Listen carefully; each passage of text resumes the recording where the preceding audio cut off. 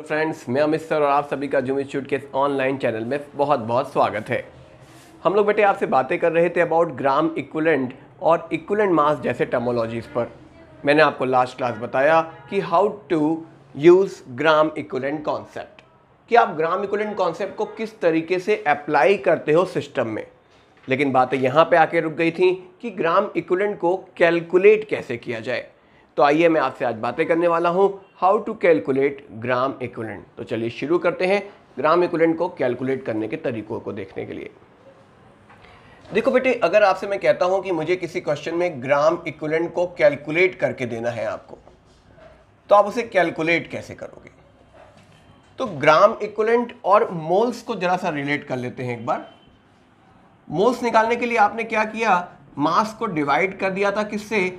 Molar mass से। ये सब बेसिक कॉन्सेप्ट वाले टॉपिक में आप पढ़ चुके हो। अब बात उठती है कि ग्राम इक्विवेलेंट को कैसे निकालते हैं। तो हमने कहा मास को डिवाइड कर दीजिए बेटे इक्विवेलेंट मास से। यानी अगर आप मास को डिवाइड कर दोगे किससे? इक्विवेलेंट मास से, then we get the gram equivalent value. यानी आप ग्राम इक्विवेलेंट को कैलकुलेट कर सकते हो। फिर बात उठती है कि इक्विवेलेंट मास क्या होता है, और यही हमारे सामने सबसे बड़ी प्रॉब्लम आएगी कि इक्विवेलेंट मास को निकालें कैसे। जब तक आप इक्विवेलेंट मास निकाल नहीं सकते, हम अपने क्वेश्चंस पर आगे बातें नहीं कर पाएंगे। यानी अगर आपको क्वेश्चन में किसी कंपाउंड का मास गिवन है, तो आपको क्या रिक्वायरमेंट है? इक्विवेलेंट मास की रिक्वायरमेंट है। चलिए मान लीजिए हमें अगर इक्विवेलेंट मास निकालना आता, तो आप ग्राम इक्विवेलेंट कैलकुलेट कर सकते थे। इसके अलावा हमने एक फॉर्मूला पढ़ा था नॉर्मलिटी का। नॉर्मलिटी का फॉर्मूला क्या था? आपने कहा था number of gram equivalent of solute upon volume of solution in litres.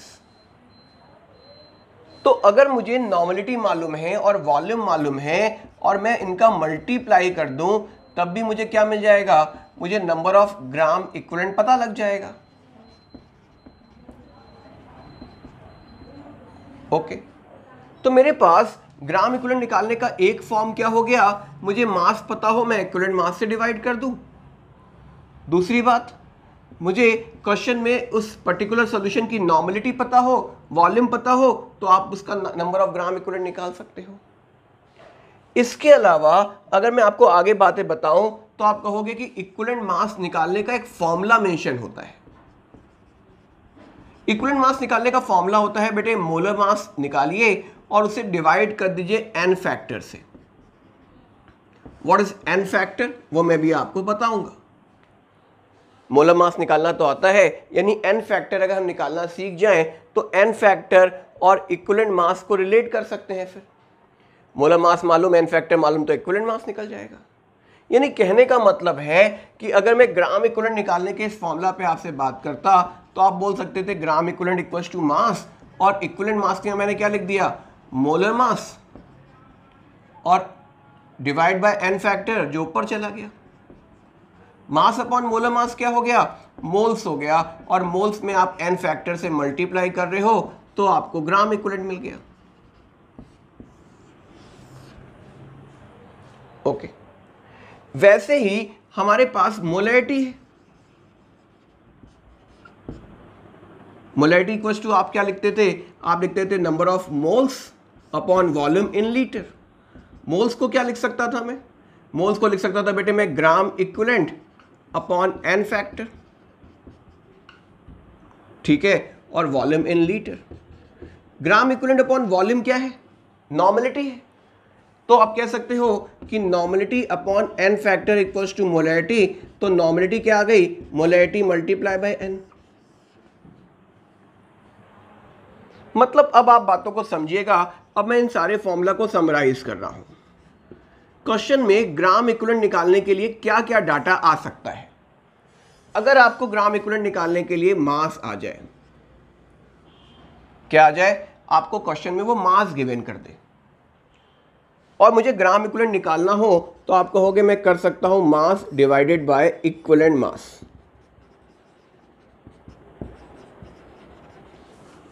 Okay, अगर मुझे क्वेश्चन में वो कंसंट्रेशन गिवन कर दे इन टर्म्स ऑफ नॉर्मलिटी, और वॉल्यूम गिवन कर दे इन टर्म्स ऑफ V, तो आसान है, N और V का मल्टीप्लाई कर लीजिएगा। अगर आपको कंसंट्रेशन नॉर्मलिटी में नहीं मोलैरिटी में मालूम हो और वॉल्यूम आपको V के फॉर्म में यानी लीटर के फॉर्म में ही गिवन हो, तब क्या करोगे, आप कहोगे मोलैरिटी इंटू V करने पे क्या आ जाएगा, मोलैरिटी इंटू V करने पर बेटे मोल्स आ जाता है। और मोल्स में अगर आप किसका मल्टीप्लाई कर देते हो, N फैक्टर का, तो ग्राम इक्विवेलेंट आ जाता है। मतलब इसमें हम N फैक्टर से मल्टीप्लाई करते हैं।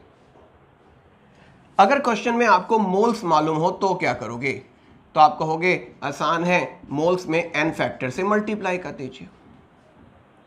मतलब आपके पास जो भी डाटा क्वेश्चन में गिवन होगा वो इन टर्म्स में गिवन होगा। किन टर्म्स में, आपको गिवन हो सकता है क्वेश्चन में मास, आप उसे इक्विवेलेंट मास से डिवाइड कर देना। आपको गिवन हो सकती है नॉर्मलिटी, वॉल्यूम से मल्टीप्लाई कर लेना।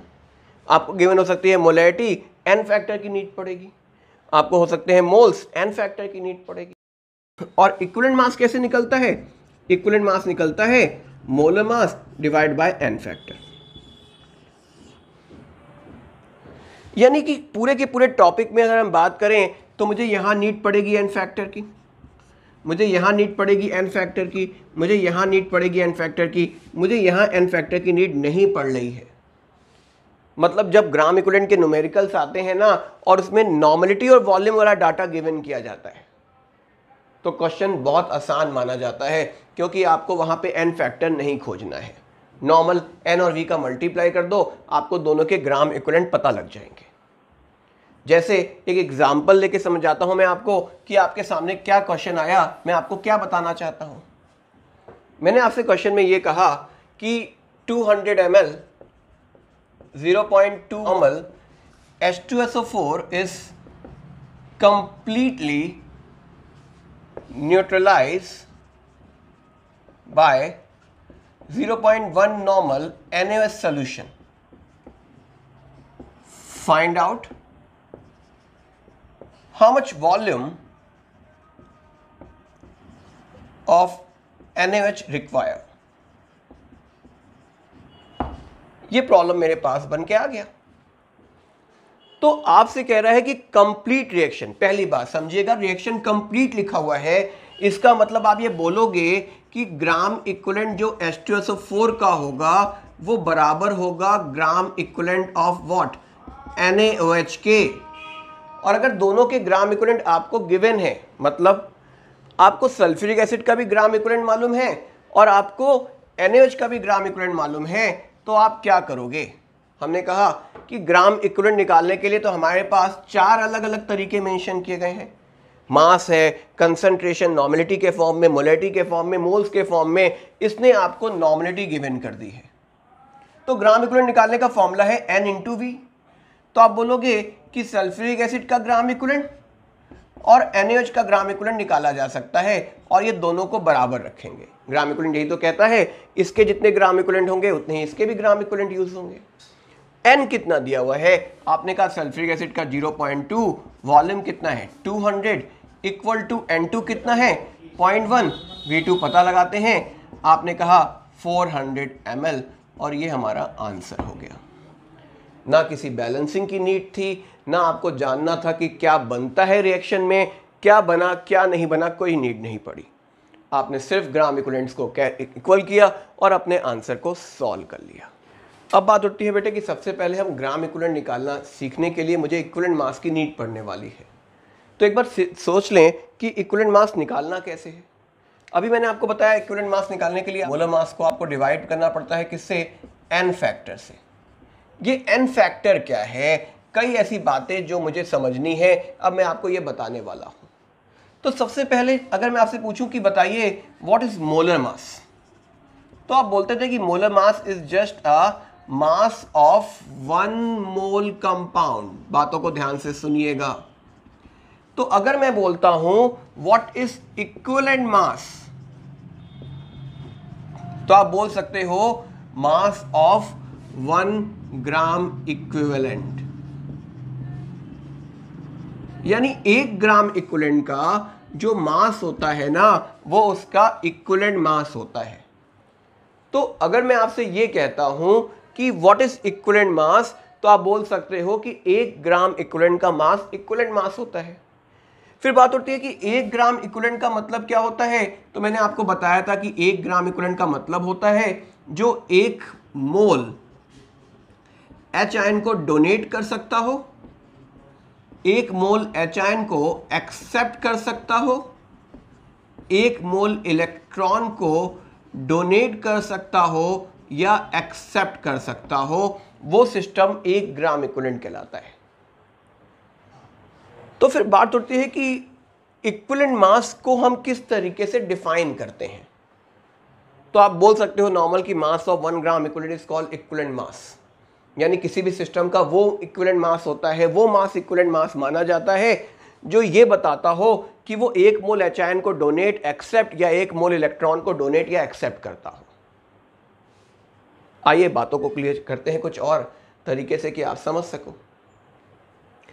मैंने आपसे कहा कि इक्विवेलेंट मास को हम डिफाइन करने जा रहे हैं। उसके लिए मान लीजिए मैंने सल्फ्यूरिक एसिड ले लिया, मैंने कहा मुझे सल्फ्यूरिक एसिड का इक्विवेलेंट मास बताइए, तो आप कहोगे कि सल्फ्यूरिक एसिड जो है ना वो 2 एच आयन बनाता था। अगर वो 2 एच आयन बनाता था, इसका मतलब कि इसका जो इक्विवेलेंट मास होगा, ये जो सल्फ्यूरिक एसिड है ये बराबर है किसके, तो आप बताओगे कि सल्फ्यूरिक एसिड जो है इसका 1 मोल बराबर है 2 ग्राम इक्विवेलेंट के। तो 1 ग्राम इक्विवेलेंट किसके बराबर होगा, आप कहोगे इसका 1 ग्राम इक्विवेलेंट इसके हाफ मोल के बराबर होगा। सल्फ्यूरिक एसिड का मोलर मास 98 होता है 1 मोल का, तो हाफ कर दो यानी क्या 49 ग्राम। तो 1 ग्राम इक्विवेलेंट सल्फ्यूरिक एसिड का मतलब होता है हाफ मोल यानी 49 ग्राम सल्फ्यूरिक एसिड। तो सल्फ्यूरिक एसिड का इक्विवेलेंट मास क्या है 49 है। तो यहां पर आपने इसका इक्विवेलेंट मास निकालना बताया कि कैसे निकाला हमने इक्विवेलेंट मास, ये तो रीजनिंग हो गई कि होता क्या है। इसे बुक्स में फॉर्मूला बना के दे दिया जाता है कि इक्विवेलेंट मास निकालना है तो मोलर मास लिखिए और डिवाइड कर दीजिए n फैक्टर से। व्हाट इज n फैक्टर, तो n फैक्टर किसी एसिड के लिए नंबर ऑफ एच आयन जो वो डोनेट करता है, कितने डोनेट करता है 2, तो n की वैल्यू आपने क्या रख दी 2, 98/2 वैल्यू कितनी आ गई 49 आ गई। तो अब मैं आपको एक एक करके सबके इक्विवेलेंट मासेस निकालना बताने जा रहा हूं कि आप कैसे इक्विवेलेंट मास कैलकुलेट करते हो किसी मेटल का, किसी एसिड का, किसी बेस का, किसी रेडॉक्स इक्वेशन का। तो चलिए मैं आपको सबसे पहले बताने वाला हूं how to calculate the equivalent mass of metal.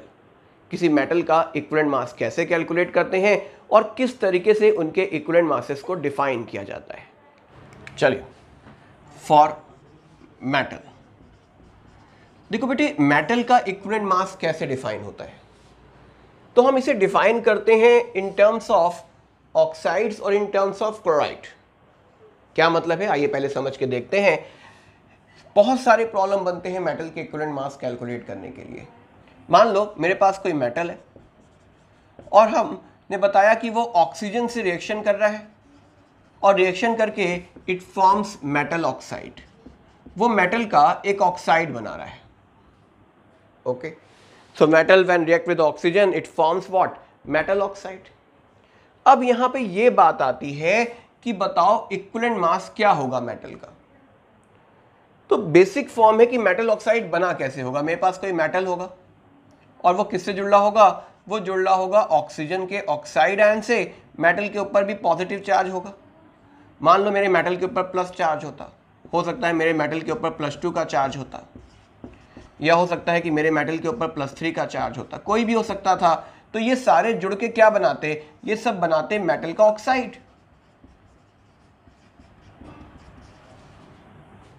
Oxygen, ध्यान से देखिएगा बातों को। ऑक्सीजन जब ऑक्साइड आयन बनाएगा तो उसके लिए उसे क्या करना पड़ेगा, आप कहोगे ऑक्सीजन को जब ऑक्साइड आयन बनाना पड़ेगा तो उसके लिए बेटे इस सिस्टम को 2 इलेक्ट्रॉन को एक्सेप्ट करना पड़ेगा। यानी हम बोल सकते हैं ना कि 1 ग्राम इक्विवेलेंट जो ऑक्साइड आयन होगा, या अगर मैं आपसे इजी करूं बातों को, मैंने कहा मेरे पास अगर 1 मोल ऑक्साइड आयन होगा तो वो बराबर होगा 2 ग्राम इक्विवेलेंट ऑक्साइड आयन के। क्लियर कीजिएगा बातों को। 1 मोल ये बनाना ये 1 मोल बना, लेकिन इसके 1 मोल को बनाने के लिए कितने इलेक्ट्रॉन एक्सेप्ट किए गए? 2 इलेक्ट्रॉन एक्सेप्ट किए गए। और 1 ग्राम इक्विवेलेंट का मतलब होता है the amount that accept 1 mole electron. इसका 1 मोल ने 2 मोल इलेक्ट्रॉन एक्सेप्ट किया, इसका 1 मोल ऑक्साइड आयन जो बना वो बराबर होगा 2 ग्राम इक्विवेलेंट ऑक्साइड आयन के। 1 मोल ऑक्साइड आयन का मोलर मास कितना होगा? ऑक्सीजन का कितना होता है मोलर मास? 16। मतलब 16 ग्राम 2 ग्राम इक्विवेलेंट ऑक्साइड आयन को बताएगा। इसका मतलब 1 ग्राम इक्विवेलेंट ऑक्साइड आयन के बराबर होगा 8 ग्राम। ये बात तो समझ आती है? यानी 1 ग्राम इक्विवेलेंट ऑक्साइड आयन का क्या होगा? 8 ग्राम होगा। और ये 1 ग्राम इक्विवेलेंट ऑक्साइड आयन का जो मास है, and that is called equivalent mass of oxide ion, 8 ग्राम। तो एक बहुत सिंपल सी बात है कि जितना चार्ज होता है ना, वो चार्ज n फैक्टर बता दिया जाता है। कितना चार्ज है ऑक्सीजन के ऊपर? -2, तो इसका n फैक्टर कितना हो गया? 2 हो गया। और अगर n फैक्टर 2 हो गया, इसका मतलब आप क्या करोगे? आप मोलर मास को डिवाइड कर दोगे 2 से, तो आपको रिजल्ट मिल जाएगा आपका। तो 8 gram is equal to the equivalent mass of oxide ion. अब बातों को समझिएगा। एक मेटल किससे जुड़ रहा है बेटे? ऑक्सीजन से जुड़ रहा है। मेटल का ऑक्साइड बना रहा है। मेटल पे कोई चार्ज होगा, ऑक्सीजन पे तो -2 का ही चार्ज होता है, ये तो मालूम है आपको। अगर मैं आपसे कहूं कि मेरा ये 1 ग्राम इक्विवेलेंट है, तो इसका कितना रिएक्शन करेगा? आप बोलोगे ग्राम इक्विवेलेंट तो 1 से ही रिएक्शन करते हैं। मतलब 1 ग्राम इक्विवेलेंट अगर मेरे पास ऑक्साइड आयन है, तो वो रिएक्शन करेगा 1 ग्राम इक्विवेलेंट किससे? इस मेटल से। तो दोनों के ग्राम इक्विवेलेंट तो इक्वेट कर सकते थे हम। और आपको ये बात तो मालूम है ना कि 1 ग्राम इक्विवेलेंट ऑक्साइड आयन का मतलब क्या है? 8 ग्राम। और 1 ग्राम इक्विवेलेंट मेटल का क्या होगा? ये मास उसका इक्विवेलेंट मास होगा। क्योंकि मुझे इसका एटॉमिक मास तो नहीं मालूम यहाँ पर, इसका मतलब कि मुझे इसका इक्विवेलेंट मास बता दिया गया कि 1 ग्राम इक्विवेलेंट मेटल जो भी रिएक्शन करेगा 1 ग्राम इक्विवेलेंट ऑक्साइड आयन से, और 1 ग्राम इक्विवेलेंट ऑक्साइड आयन का इक्विवेलेंट मास तो अभी आपने निकाला 8 ग्राम, और 1 ग्राम इक्विवेलेंट मेटल का जो भी मास होगा वो कौन सा मास होगा? इक्विवेलेंट मास होगा। यानी हमने एक पर्टिकुलर डेफिनेशन बनानी है। वो क्या? The mass of metal that combined with 8 gram oxygen, वो मास उस मेटल का इक्विवेलेंट मास कहलाता है। अब बातों को समझिएगा। 8 ग्राम ऑक्सीजन का मतलब 1 gram equivalent oxygen. 1 gram equivalent oxygen किससे रिएक्शन करेगा? 1 ग्राम इक्विवेलेंट मेटल से रिएक्शन करेगा। और वो 1 ग्राम इक्विवेलेंट मेटल का जो भी मास होगा, ये कौन सा मास होगा? उसका इक्विवेलेंट मास होगा। तो अगर आपको इक्विवेलेंट मास किसी मेटल का निकालना है, तो उसके लिए आपके पास एक सिंपल सा फॉर्म है। देखिए इसे क्वेश्चन के फॉर्म में कैसे बनाता है वो। उसने आपसे क्वेश्चन में कहा कि मेरे पास एक मेटल है, मुझे नहीं बताता कि वो मेटल सोडियम है, कैल्शियम है, आयरन है, नहीं बताता। अगर मुझे वो बता दे तो मैं क्वेश्चन को इक्विवेलेंट मास को ऐसे ही निकाल लूँ। जैसे उसने कहा सोडियम है, तो सोडियम जब ऑक्साइड बनाएगा तो सोडियम पे +1 का चार्ज आएगा, और जो चार्ज होता है वही n फैक्टर मान लेते हैं हम लोग। तो हमारे लिए बातें आसान हो जाती हैं। लेकिन उसने क्वेश्चन में कहा कि एक मेटल है हमारे पास, कितना ग्राम? 5 ग्राम। तो 5 gram metal combined with excess of oxygen to produce 6 gram metal oxide. ये लिख दिया उसने। उसने कहा बताओ इस मेटल का इक्विवेलेंट मास क्या होगा? तो आप क्या कहोगे? आप कहोगे कि मेटल मेरे पास 5 ग्राम है, ऑक्सीजन से रिएक्शन करके मेटल ऑक्साइड बना 6 ग्राम, इसका मतलब 5 ग्राम तो मेटल होगा और इसमें 1 ग्राम ऑक्सीजन होगा। ये ऑक्सीजन पे कितना चार्ज होगा? तो आप कहोगे ऑक्साइड है तो -2 का चार्ज होगा। वही बात कि इसका 1 ग्राम इक्विवेलेंट इसके 1 ग्राम इक्विवेलेंट से तो रिएक्शन कर रहा होगा। मतलब अगर इसका 1 ग्राम 5 ग्राम से कर रहा है, तो ऑक्सीजन के 1 ग्राम इक्विवेलेंट मतलब क्या डिफाइन किया गया था? The mass of metal that combined with 8 gram oxygen. तो अगर मैं इसका 8 ग्राम ले लूं तो इसका कितना आएगा? आप कहोगे 1 ग्राम 5 ग्राम से कर रहा है, तो 8 ग्राम किससे करेगा? आप कहोगे 40 ग्राम से। एंड दिस इज व्हाट 40 ग्राम। ये किसका मास है? 8 ग्राम ऑक्सीजन का मास, मतलब 1 ग्राम इक्विवेलेंट। इसका भी तो 1 ग्राम इक्विवेलेंट ही रिएक्शन किया होगा, और इसके 1 ग्राम इक्विवेलेंट का मास कितना है? 40 ग्राम है। और वो कौन सा मास होता है? Equivalent mass. तो यहाँ पे जो आप आंसर रिपोर्ट करोगे वो क्या रिपोर्ट करोगे?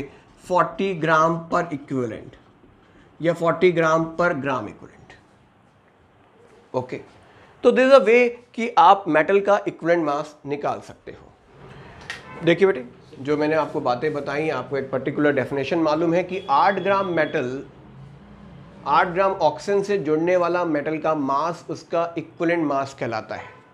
तो अगर आप यहाँ डिफाइन करने जाते हो, जैसे क्वेश्चन आया कि equivalent mass of metal is 20 ग्राम, उसने आपसे कहा एक मेटल है जिसका इक्विवेलेंट मास कितना है बेटे? 20 ग्राम है। इसका क्या मतलब निकाला आपने? इसका मतलब आपने निकाला कि ये 8 ग्राम ऑक्सीजन से जुड़ने वाला मास है। मतलब आप लिखोगे metal plus oxygen forms metal oxide, तो इसमें अगर 20 ग्राम मेटल होगा तो 8 ग्राम ऑक्सीजन होगा, मतलब 28 ग्राम मेटल ऑक्साइड फॉर्म हो सकता है। कब? जब 20 ग्राम मेटल आपने लिया होगा। बातों को समझिएगा। इक्विवेलेंट मास यानी कि वो मास जो 8 ग्राम ऑक्सीजन से जुड़ जाएगा, तो 20 ग्राम मेटल के साथ 8 ग्राम ऑक्सीजन यानी 28 ग्राम मेटल होगा। मतलब अगर 20 ग्राम मेटल होगा तो 8 ग्राम ऑक्सीजन यूज हुई होगी। कह रहे बताइए how much gram metal oxide form when the 10 gram of this metal combined. तो 10 ग्राम होगा तो किससे कंबाइन करेगा? 20 28 बनाता है तो 10 कितना बनाएगा? 28/20 इंटू 10, आपने कहा 14 ग्राम, एंड दैट इज आंसर। अगर नहीं मालूम तो बहुत बड़ा क्वेश्चन माना जाता है, और अगर आपको मालूम है तो विद इन सेकेंड आप कर सकते हो कि हाँ ये तो ऐसे दिख रहा है मुझे। मैंने आपको कैलकुलेट करके दिया, मैंने टाइम लगाया। आप कहोगे कि 20 इक्विवेलेंट मास है, मतलब 8 से करेगा, 10 कितने से करेगा? 4 से करेगा, 14 ग्राम। आंसर हो जाना चाहिए था। आइए, ये क्वेश्चन बहुत सारी एमसीक्यूज बुक्स में मिलता है और बच्चे इसमें बहुत कंफ्यूज रहते हैं। आइए क्लियर करते हैं क्या बताया जा रहा है। A metal M of equivalent mass E forms an oxide of molecular formula MXOY. The atomic mass of the metal is given by the correct equation. आप बोल सकते हो ना फॉर्मूला देख के MXOY। मुझे मेटल के ऊपर चार्ज नहीं मालूम। मान लो क्वेश्चन ऐसा होता, Al2O3 लिखा होता, तो मेटल के ऊपर कितना चार्ज है? +3। तो इसका n फैक्टर में कितना मान लेता? 3, और क्वेश्चन कर लेता। मतलब मैं इक्विवेलेंट मास निकाल सकता था एल्युमिनियम का। कितना? वो भी मैं आपको सॉल्व करके दिखाऊंगा अगले स्टेप में। पहले इस क्वेश्चन पे बात कर लेते हैं। मेरे पास गिवन है MXOY। आप क्या बोलोगे? आप बोलोगे कि मेटल का मान लेते हैं कि एटॉमिक मास M है, तो M इंटू X, इतने ग्राम मेटल कंबाइंड हो रहा होगा 16 इंटू Y ग्राम किससे? ऑक्सीजन से। ये बात तो समझ आती होगी कि आपने क्या बोला? आपने इस फॉर्मूला का मोलर मास निकालने के लिए क्या कहा कि इसका मोलर मास, मान लो इस मेटल का मोलर मास M है, X गिवन है, तो इतने ग्राम किससे रिएक्शन कर रहा होगा? 16Y से कर रहा होगा। तो 1 ग्राम किससे कंबाइन करेगा? 8 ग्राम ऑक्सीजन किससे कंबाइन करेगा? आप कहोगे M into X upon 16Y। तो 8 ग्राम किससे करेगा? आप कहोगे M into x upon 16Y into 8। What is this? ये वो मास है मेटल का जो 8 ग्राम ऑक्सीजन से जुड़ रहा है, और 8 ग्राम ऑक्सीजन से जुड़ने वाला मास मेटल का कौन सा मास होता है? इक्विवेलेंट मास होता है। Means this is the equivalent mass of metal, जिसे हम E से डिनोट कर सकते हैं। M क्या है यहाँ पे? हमने इसे एटॉमिक मास माना हुआ है, तो अगर आप सॉल्व करोगे तो E कितना आ जाएगा? देखो M कितना आ जाएगा? 2 इधर भेज दो, 2E अपॉन ये Y है, तो आप क्या पाओगे? 2 और नीचे क्या आ गया? X equal to M। मतलब आंसर आपको क्या मिला? आप देख सकते हो 2EY अपॉन X, यानी ऑप्शन A हमारा करेक्ट ऑप्शन होगा। अब मैं जो आपको बता रहा था, आइए पहले उसे समझ लें। मान लो आपको मैं कह देता मेरे पास Al2O3 है, मुझे एल्युमिनियम का इक्विवेलेंट मास पता लगाना है। फॉर्मूला दिया हुआ है, तो आप देख के पता लगा सकते हो। 2 तरीके हैं। पहला, एल्युमिनियम का 27 होता है, 27 इंटू क्या लिखा आपने 2, यानी कितने ग्राम, 50 ग्राम ऑक्सीजन जो है वो कंबाइन कर रहा है 16 इंटू 3 यानी किससे, 48 ग्राम ऑक्सीजन से। तो 8 ग्राम ऑक्सीजन से कंबाइन करने वाला मास ही तो इक्विवेलेंट मास होता है। आप कहोगे 54/48 इंटू 8, ये कितना आ जाएगा, आप कहोगे 86, आप सॉल्व कर सकते हो, 9 6 54, 9। दूसरा तरीका, एल पे कितना चार्ज है, +3, ऑक्सीजन पे कितना चार्ज है, -2, यानी इसका 1 मोल अगर आप लिखोगे तो ये 3 ग्राम इक्विवेलेंट के बराबर लिखा जाएगा ना, समझिएगा बातों को। एल्युमिनियम का 1 मोल किसके बराबर होगा, 3 ग्राम इक्विवेलेंट, क्योंकि इसके ऊपर +3 का चार्ज आ रहा है। +3 का चार्ज आने का क्या मतलब है, +3 का चार्ज आने का मतलब है कि इसने 3 इलेक्ट्रॉन्स डोनेट किया होगा, और पर मोल इलेक्ट्रॉन डोनेट 1 ग्राम इक्विवेलेंट है। तो 3 ग्राम इक्विवेलेंट का मास 1 मोल यानी 27 ग्राम किसका मास है, 3 ग्राम इक्विवेलेंट का मास है। तो 1 ग्राम इक्विवेलेंट का मास क्या होगा, आप कहोगे 27 डिवाइड बाय 3, रिजल्ट कितना आ गया, 9 ग्राम। और इक्विवेलेंट मास 1 ग्राम इक्विवेलेंट का ही तो मास होता है, तो 9 ग्राम इसका कौन सा मास होगा, इसका इक्विवेलेंट मास होगा। देखिए बेटे, आपके सामने एक प्रॉब्लम और आ गया। The bivalent metal has the equivalent mass 32। Bivalent का मतलब समझ आना चाहिए, बाइवेलेंट का मतलब है उसकी वैलेंसी 2 है, मतलब उसके ऊपर +2 का चार्ज है, और उसका इक्विवेलेंट मास आपको 32 दिया हुआ है। बातों को समझना, बाइवेलेंट आने के लिए इस पे +2 का चार्ज आया होगा, मतलब उसने 2 इलेक्ट्रॉन्स का एक्सचेंज किया होगा, 2 इलेक्ट्रॉन निकाले होंगे, मतलब इसका 1 मोल जो होगा वो बराबर होगा ना 2 ग्राम इक्विवेलेंट के। और 1 ग्राम इक्विवेलेंट का मास 32 है, तो 2 ग्राम इक्विवेलेंट का मास कितना होगा, 64 ग्राम होगा। ये क्या होगा, ये होगा इस मेटल का एटॉमिक मास। नॉर्मल बात है, आप n फैक्टर ही देख लो, इसका n फैक्टर 2 होगा, और आप जानते हो कि इक्विवेलेंट मास इक्वल्स टू क्या है, molar mass upon n factor. तो मोलर मास निकालने के लिए इक्विवेलेंट मास में मल्टीप्लाई कर दिया हमने। अब आपसे कह रहा है बताओ उसका मॉलिक्यूलर मास क्या होगा मेटल नाइट्रेट का। तो मेटल नाइट्रेट में +2 का चार्ज होता है, नाइट्रेट पर -1 का चार्ज होता है। आप क्या लिख दोगे, आप लिख दोगे MnO3 ट्वाइस। तो मेटल का कितना है आप बताओगे 64, नाइट्रोजन का 14, ये कितना हो गया 16 16 16 48, और इसमें आपको 2 से मल्टीप्लाई करना है। तो हमें 64 कर लिया, और 48 52, 62 इंटू 2 4, 124 प्लस 64 8, और ये हो गया 188, यानी कि हम ऑप्शन सी के साथ जा सकते हैं। तो बेटे आपने डिफाइन कर लिया एक नॉर्मल डेफिनेशन, वो क्या थी, the mass of metal that combined with 8 gram oxygen is called equivalent mass. Equivalent mass मतलब mass of 1 gram equivalent. Clear है बातें। अब मैं आपको एक और रिस्पेक्ट बताने जा रहा हूं, रिस्पेक्ट है विथ क्लोरीन। क्लोरीन के रिस्पेक्ट में आप मेटल का इक्विवेलेंट मास कैसे डिफाइन करोगे। तो आप कहोगे चलो इसे डिफाइन करके देखते हैं। मैंने कहा मेटल जब क्लोरीन से जुड़ता है तो मेटल क्लोराइड बनाता है, ठीक है। इस मेटल क्लोराइड में मेटल पे कोई भी चार्ज होगा, क्लोराइड पर तो -1 का ही चार्ज होगा हमेशा। इसका मतलब इसका 1 मोल इसके 1 ग्राम इक्विवेलेंट को रिप्रेजेंट करेगा। क्लियर है बातें, क्योंकि -1 का चार्ज है, 1 इलेक्ट्रॉन का ही एक्सचेंज किया, 1 इलेक्ट्रॉन एक्सेप्ट किया, तो 1 इलेक्ट्रॉन को एक्सेप्ट करने वाला मास ही उसका इक्विवेलेंट मास होता है। तो 1 ग्राम इक्विवेलेंट मतलब क्या हुआ, आप कहोगे 35.5 ग्राम क्लोरीन। और आप जानते हो कि जब भी रिएक्शन होगा तो इसका 1 ग्राम इक्विवेलेंट इसके भी 1 ग्राम इक्विवेलेंट से ही रिएक्शन करना होगा, और इसका 1 ग्राम इक्विवेलेंट कौन सा मास होगा, इसका इक्विवेलेंट मास होगा। तो आपको क्या डेफिनेशन मिल गई कि 35.5 ग्राम क्लोरीन से मेटल का जो मास कंबाइन करता है that mass is called what, equivalent mass. तो आप डिफाइन कर सकते हो इस तरीके से भी, वो क्या, मास of metal that combined with 35.5 gram chlorine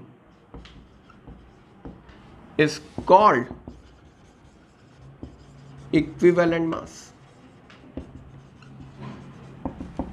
तो हमें इक्विवेलेंट मास पता लग गया कि इक्विवेलेंट मास होता क्या है, किसी मेटल का 8 ग्राम ऑक्सीजन से या 35.5 ग्राम क्लोरीन से। आप सोच रहे होंगे क्या किसी और से पता लगाया जा सकता है, तो आप कहोगे कि आप किसी और से भी पता लगा सकते हो।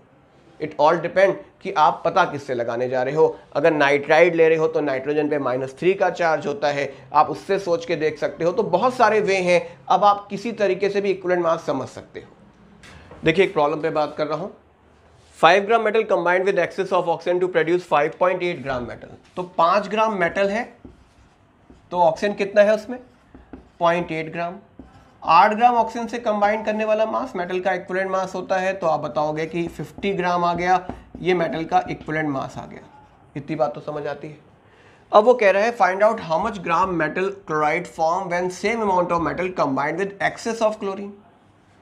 तो ये इक्विवेलेंट मास है ना, आप कहोगे कि 50 ग्राम जो मेटल होगा वो कंबाइन करता होगा 35.5 ग्राम क्लोरीन से। इसका मतलब ये मास कितना बनेगा, आप कहोगे इसे ऐड कर लो, तो आप बताओगे इसे 85.5 ग्राम।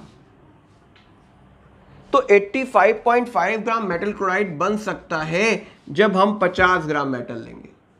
तो अगर मैं 5 ग्राम मेटल लेता हूं तो क्या होगा, तो आप कहोगे 85.5 50 ग्राम से बनता था, तो 5 ग्राम से कितना बनेगा, आपने सॉल्व किया 8.55 ग्राम आंसर।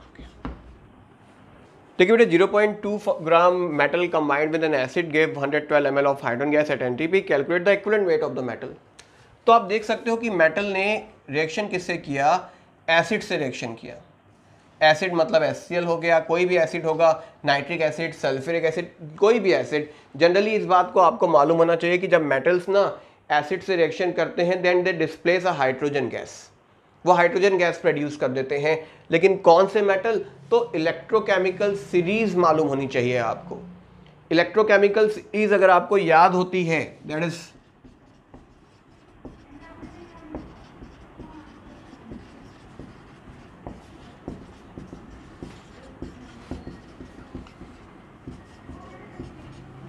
तो वो मेटल जो हाइड्रोजन के ऊपर लिखे गए हैं सीरीज में, that is what, electrochemical series, जिसे हम एक्टिविटी सीरीज भी कहते हैं।